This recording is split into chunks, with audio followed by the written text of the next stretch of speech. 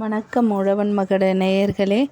மூதுரையிலிருந்து ஒரு பாடலை, கல்வியின் முக்கியத்துவத்தை உணர்த்துகின்ற ஔவையாரின் பாடலை காண்போம் வாருங்கள். காண மயிலாட கண்டிருந்த வான்கோழி தானும் அதுவாக பாவித்து தானும் தன் பொல்லாச் சிறகை விரித்து ஆடினார் போலுமே கல்லாதான் கற்ற கவி. அதாவது காட்டில் வாழுகின்ற மயில் தனது அழகிய தோகையை விரித்து ஆடுகின்றது.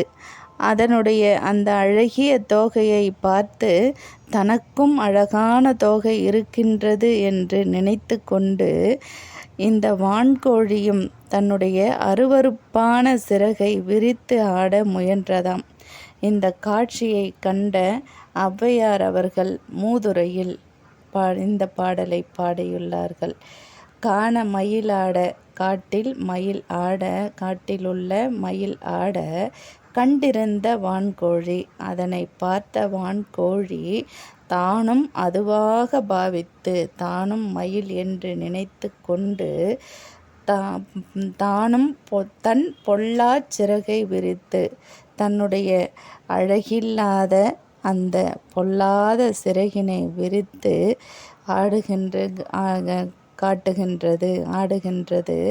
அப்படிப்பட்ட கல்வி கல்லாத ஒருவன் எதற்கு சமமாக ஓமையாக கூறுகின்றார் பாருங்கள்.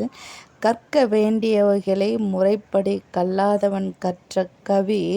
அதாவது கற்றோர் சொல்லி பல வகைகளிலும் ஒரு கருத்தை, ஒரு பொருளை, ஒரு செய்தியை விளங்க வைத்து பல சூழல்களையும் எடுத்துக்காட்டி விளங்க வைத்து நேரடியாக கற்கின்ற அந்த குரு ஆசிரியர் சொல்லி கேட்டு அப்படி கற்கின்ற கல்விதான் ஒருவனுக்கு ஒரு நல்ல கல்வியாக, ஒரு அழகிய உண்மையான மயில் போல திகழ முடியும். ஒரு கவியை கற்றுக்கொண்டு நன்றாக செயல்பட முடியும்.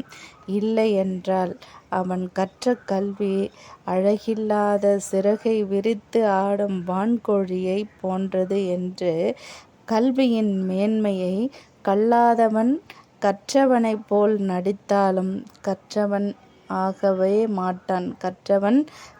கற்றவனாக, அதாவது கல்வி இல்லாதவன் கற்றவனாக ஆக மாட்டான். அவன் என்றும் கல்லாதவன்தான் என்று கல்வியின் முக்கியத்துவத்தை மயிலையும் வான்கோழியையும் ஒப்புமைப்படுத்தி கூறுகின்றார் ஔவையார் அவர்கள். மீண்டும் தொடர்ந்து கடப்பாட்டில் உங்கள் உழவன் மகடு முனைவர் சாரதா சுப்பிரமணி. நன்றி, வணக்கம்.